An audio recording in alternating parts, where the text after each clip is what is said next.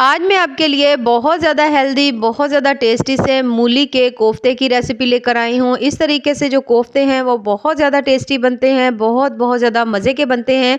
क्योंकि जो मैं आज तरीका आपके साथ शेयर कर रही हूँ वो बहुत ज़्यादा यूनिक है और इस तरह से जो कोफ्ते हैं ना तो आपके टूटेंगे ना फटेंगे, बल्कि बहुत ही ज़्यादा टेस्टफुल से बनेंगे। और जो ग्रेवी है आप यकीन करें उसका टेस्ट इतना ज़्यादा शानदार होता है कि आप बड़े-बड़े रेस्टोरेंट्स की ग्रेवी जो है ना वो भी भूल जाएँगे। तो बहुत ही ज़्यादा मज़े की रेसिपी है, बहुत ज़्यादा टेस्टी है। तो चलें जी अपनी मज़ेदार और ज़बरदस्ती रेसिपी को शुरू करते हैं। बिस्मिल्लाहिर्रहमानिर्रहीम, अस्सलाम वालेकुम। उम्मीद है आप सब ठीक होंगे। 3 से 4 चम्मच कुकिंग ऑयल लेने के बाद हमने इसके अंदर डाल देने हैं 3 मीडियम साइज़ के प्याज। बहुत ज़्यादा बारीक भी काटने की ज़रूरत नहीं है, आप देख सकते हैं थोड़े से मैंने मोटे-मोटे ही काटे हुए हैं। इनको हमने घी के अंदर हल्का सा भून लेना है, बहुत ज़्यादा कलर इनका चेंज नहीं करना, इतना सा इसको पकाएंगे कि प्याज सॉफ्ट हो जाएँ और लाइट ब्राउन हो जाएँ। जब आप देखें कि आपके प्याज का जो कलर है वो थोड़ा चेंज हो चुका है, तो फिर हमने इसमें रेड कलर के टमाटर जो है ना वो 3 अदद डालने हैं। कोशिश करें कि इनका कलर रेड हो, क्योंकि जो ग्रेवी है ना फिर आपकी बड़ी ही शानदार सी बनेगी और उसका कलर भी बड़ा ही प्यारा आएगा। टमाटर डालने के बाद हमने इनको भी इसके साथ अच्छी तरह से थोड़े से कुछ मिनट के लिए भून लेना है। अब हमने इसके अंदर डाली हैं सब्ज़ मिर्चें हैं, सबसे पहले 3 से 4, उसके साथ लाल मिर्चें मैंने डाली हैं और थोड़ी सी देगी मिर्च है, 4 से 5 लहसुन के जवे हैं। लाल मिर्चें मैंने इसलिए तादाद में ज़्यादा डाली हैं क्योंकि हमें अपनी ग्रेवी का कलर जो है ना वो बड़ा ही प्यारा चाहिए और सबसे बड़ी बात इन मिर्चों का टेस्ट जो है ना वो बड़ा ही शानदार सा होता है। तो इन तमाम चीज़ों को डालकर अब हमने इनको अच्छी तरह से भून लेना है। थोड़ी तमाम चीज़ें जल्दी नरम हो जाएँ तो उसके लिए टेस्ट के हिसाब से हमने इसमें डाल लेना है नमक। नमक डालने के बाद थोड़ा-सा हमने इसको फिर से फ्राई करना है, यानी टोटल आपने कम से कम भी इसको 4 से 5 मिनट ज़रूर देने हैं कि तमाम चीज़ें जो है ना वो हल्की-हल्की सी कुक हो जाएँ, सॉफ्ट हो जाएँ। अब आपने इसको ठंडा कर लेना है, ठंडा करने के बाद आपने इसको ग्राइंड कर लेना है। बगैर पानी की कोशिश करें ग्राइंड करें, ये देख सकते हैं आप, लेकिन अगर ना ग्राइंड तो इसमें थोड़ा-सा पानी डाल सकते हैं, बहुत ज़्यादा नहीं डालना। 1 कप हमने ले लिया है कुकिंग ऑयल और उसके अंदर मैंने तमाम पेस्ट जो है इसके अंदर डाल दिया है। थोड़ा-सा हमने डालना है ग्राइंडर जार में थोड़ा-सा पानी, क्योंकि उसको लगा हुआ है तो उसके साथ ये मसाला जो है ना अच्छी तरह से साफ़ हो जाएगा। अब मसाले का कलर देख सकते हैं कितना ही ज़बरदस्त कलर आया हुआ है और कितनी स्मूथ और ज़बरदस्त सी ये जो ग्रेवी है ना आपको नज़र आ रही है। अच्छा जी, अब हमने इसको इस ऑयल में अच्छी तरह से पकाना है कि जो हल्का-हल्का में पानी है ना वो भी इसमें ड्राई हो जाए।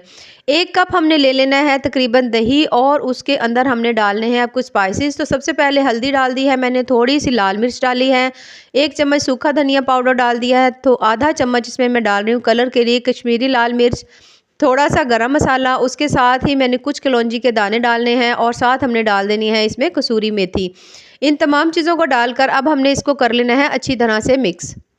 ये जो स्टेप है ना, आप यकीन करें आपके जो सालन है ना उसकी जान है, इससे आपका सालन बहुत ज़्यादा टेस्टी बनेगा, ग्रेवी बड़ी शानदार सी बनेगी और आपको कोफ्तों का बहुत ज़्यादा मज़ा आएगा।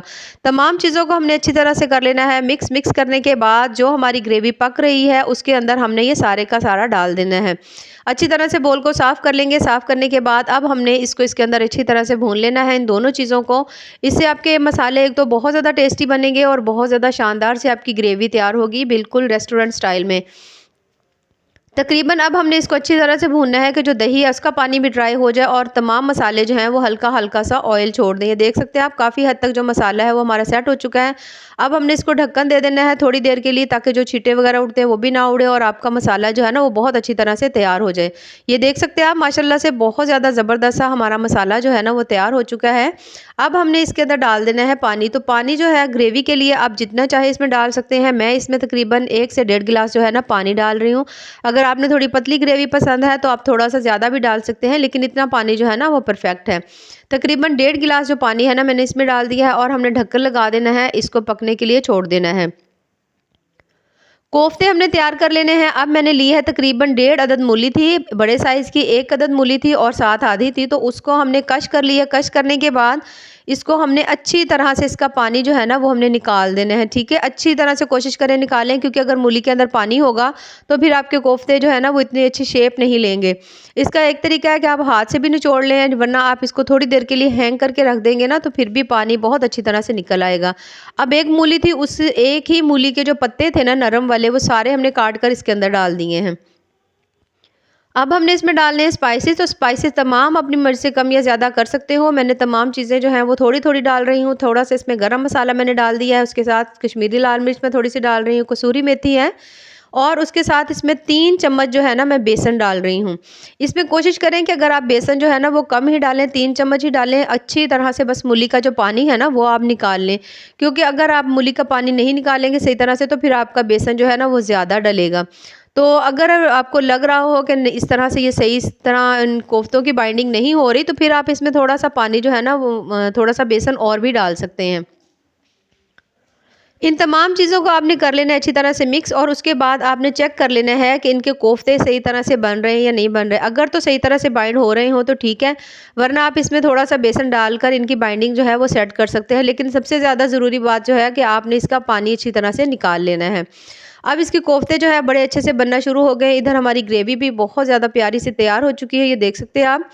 ज़बरदस्त सी हमारी ग्रेवी तैयार हो चुकी है। अब इसमें हल्का-सा हम चम्मच चलाएँगे और इसको अंदर मैं थोड़ी-सी डाल रही हूँ सब्ज़ मिर्चें, ऑप्शनल है, डालना चाहें तो डाल लें, वरना आप इनको स्किप भी कर सकते हैं। ढक्कन लगाकर इसको स्लो आँच पर हमने रख देना है साइड पर।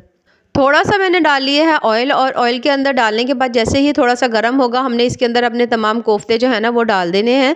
अगर आप चाहो तो इनको डीप फ्राई भी कर सकते हो, वरना मैं यहाँ पर इनको शैलो फ्राई कर रही हूँ। अच्छा जी, कुछ देर डालने के बाद आपने इनको नहीं ज़्यादा मूव करना।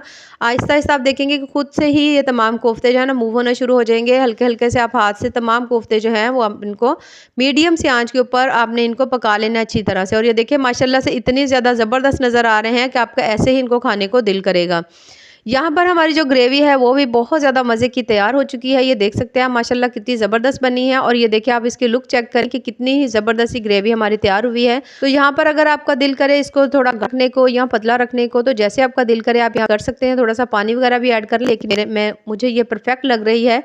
अब हमने इसके अंदर डाल देने हैं कोफ्ते।